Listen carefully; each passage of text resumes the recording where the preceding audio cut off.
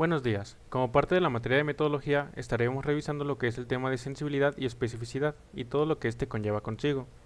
Para comenzar, tenemos el concepto de sensibilidad, que es la capacidad de un test o prueba diagnóstica para clasificar de manera correcta a un individuo enfermo. Este identifica a aquellos individuos que sí tienen la enfermedad. Su fórmula va a ser A sobre A más C, que más adelante veremos su significado. Con esta prueba podemos confirmar la enfermedad y arrojar resultados que son conocidos como verdaderos positivos. Este va a ser una probabilidad de obtener un resultado positivo en sujetos verdaderamente enfermos, de ahí verdaderos positivos. La sensibilidad, como mencionamos, su fórmula va a ser A sobre A más C, donde A es la verdaderos positivos y C representa los falsos negativos. Aquí llamamos verdaderos positivos a aquellos pacientes que efectivamente tengan la enfermedad, que son la columna, y que tengan una prueba clínica con resultado positivo. Aquí llamamos falso negativo a aquellos pacientes que efectivamente tengan la enfermedad, pero que tengan una prueba clínica con un resultado negativo. A la proporción que va a haber entre los verdaderos positivos y el total de pruebas tanto negativas falsas como positivas verdaderas que sí tienen la enfermedad es lo que se va a conocer como sensibilidad. A continuación tenemos el concepto de especificidad, que es la capacidad de un test o prueba diagnóstica para clasificar de manera correcta a un individuo sano. Esta identifica a aquellos individuos que no tienen la enfermedad. Su fórmula va a ser D sobre B más D. Con esta prueba podemos descartar la enfermedad y nos arroja resultados que conoceremos como verdaderos negativos. Esta va a ser la probabilidad de identificar individuos sanos con resultados verdaderamente negativos. De ahí el nombre verdaderos negativos.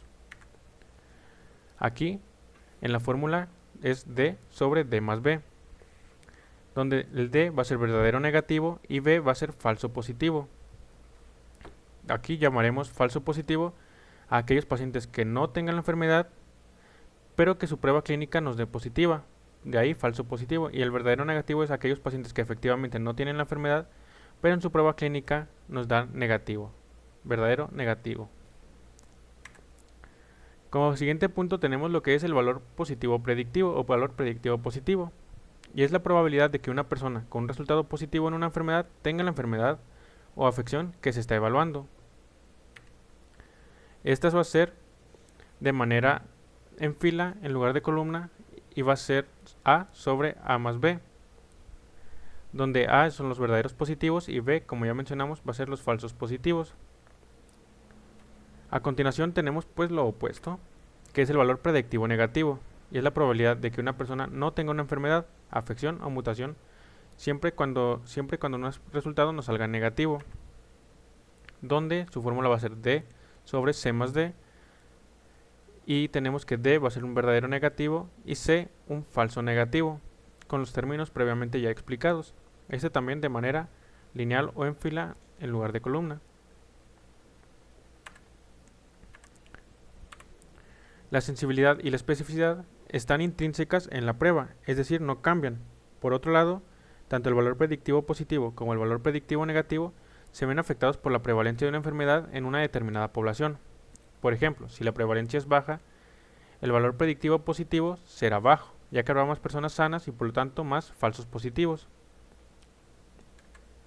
Aquí tenemos una tabla que nos resume lo ya visto de una manera un poco más clara, más gráfica y más limpia. Pero pues ahora pasemos con un ejemplo de cómo emplear estos conocimientos en el programa de SPSS.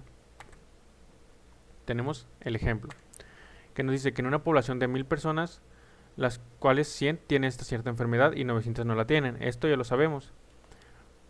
Lo que viene significando estas, enfermedad positiva y enfermedad negativa. Lo que queremos saber es la especificidad y la sensibilidad de una prueba dada.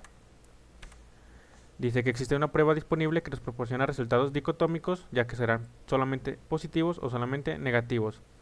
Y pues nos permite diferenciar las personas que tienen la enfermedad de las que no la tienen. Ese es nuestro objetivo. Una vez ya conocemos lo anterior, procedemos a pasar a nuestro programa SPSS, que es el programa con el que estaremos trabajando.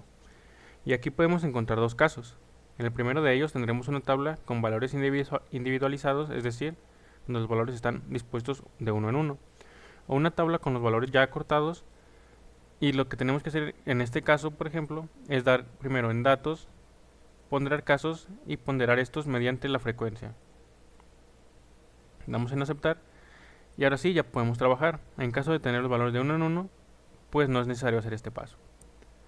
Entonces, el primer paso es analizar estadísticos descriptivos, tablas de contingencia. En filas ponemos el resultado de nuestra prueba, que es la prueba de evaluar, y en columnas ponemos nuestra enfermedad, que ya sabemos nosotros si la tienen o no la tienen. A continuación damos en casillas, en columna, puesto que si recordamos tanto sensibilidad como especificidad están dispuestos en columnas. Damos en continuar y en aceptar. Y aquí ya tenemos nuestra tabla de contingencia con los resultados correspondientes. Recordando solamente de manera rápida, la fórmula de la sensibilidad es A, que son los verdaderos positivos, sobre A más C, que es el 100%. De esta manera tenemos que 80 sobre 100 nos da una sensibilidad del 80%. Aquí tenemos el valor.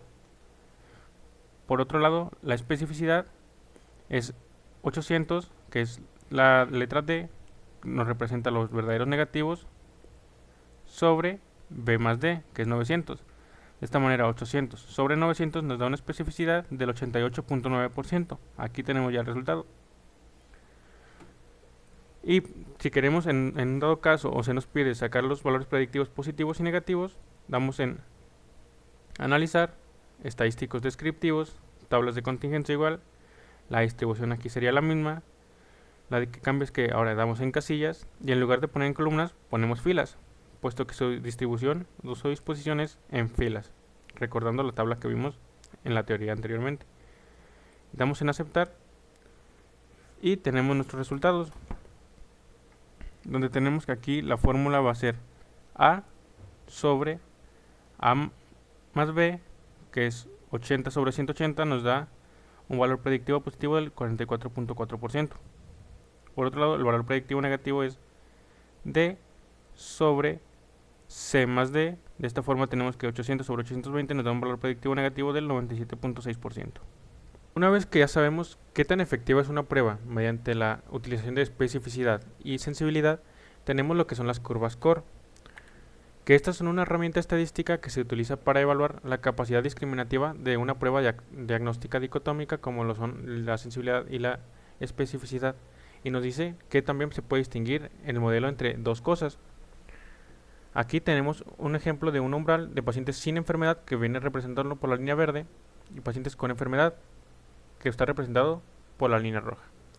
A todos los pacientes que tengan la enfermedad que estarán de este lado pues serán positivos, y habrá los verdaderos positivos, los que verdaderamente tengan la enfermedad, y los falsos positivos, los que no. Por el contrario, tenemos los verdaderos negativos, los que verdaderamente no tendrán la enfermedad, y los falsos negativos, los que sí tendrán la enfermedad, pero la prueba las dará negativos. Aquí lo importante es establecer un umbral y pues queremos hacer esta distinción de la manera más limpia posible. Las pruebas Core sirven para evaluar la capacidad discriminativa de un test diagnóstico, para hacer esta distinción que mencionamos con anterioridad. Y a través de esta se compara la capacidad discriminativa de los test diagnósticos a la hora de expresar sus resultados. Nos dice qué tan bueno puede distinguir el modelo entre dos cosas. Y ya después a la hora de graficar tenemos que puede ser buena, regular o mala, dependiendo de su grado de perpendicularidad en comparación con la recta. Aquí tenemos que si por ejemplo queremos mover o desplazar nuestra umbral un poco más hacia abajo, podemos aumentar la sensibilidad, sin embargo estaremos perdiendo especificidad. O sea, esto pues lo aumentamos, habrá menos resultados, aquí en este resultado sobreempalmado, pero de este lado habrá un poco más. Por el contrario, si desplazamos el umbral un poco más hacia la derecha, bajaremos la sensibilidad, pero ganaremos especificidad. A la hora de graficar, si lo hacemos de manera tal cual está ahí, lo veríamos así. Por lo que lo hacemos con la sensibilidad y 1 menos especificidad. Esto es en un mundo ideal lo que tendríamos que ver, un valor negativo y un valor positivo claramente distinguidos. Cuando efectivamente existe esta clara diferenciación a través del umbral en dos variables dicotómicas perfectamente distinguidas, tenemos un área bajo la curva de 1, o lo que viene representando 100%, pues todo queda debajo de nuestra curva Core. De esta manera, la sensibilidad es la tasa de verdadero positivo y la especificidad es la tasa de falsos positivos. Estos dos términos nos terminan de dar pues lo que es nuestra curva core, o es lo que da la pauta para hacer esta distinción. ¿Y cómo obtenemos esta curva en nuestro programa SPSS?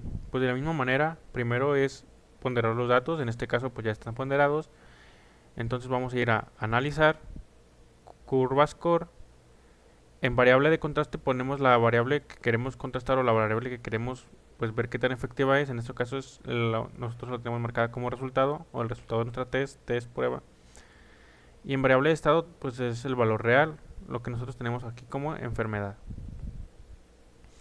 Para este ejemplo pues podemos obtener ya sea un resultado que la tengan o no la tengan. En este caso usaremos uno que no, que viene equivaliendo al número 2. Entonces aquí en variable de estado colocamos un número 2 y seleccionamos que nos marque la línea diagonal de referencia para ver qué tanto sube o baja el error típico y pues demás cosas que podrían sernos de utilidad en dado caso de que se nos pidan. Damos a aceptar y tenemos nuestra curva core, que en este caso pues tenemos que es buena, está por arriba del 0.8. Nos dice que el área bajo la curva es de 0.844, lo que viene equivaliendo a 84.4% de área bajo la curva, lo que es una buena diferenciación o una buena distinción entre los que sí y los que no la tienen, en este caso haciendo hincapié a aquellos que no tienen la enfermedad. Eso sería todo, gracias.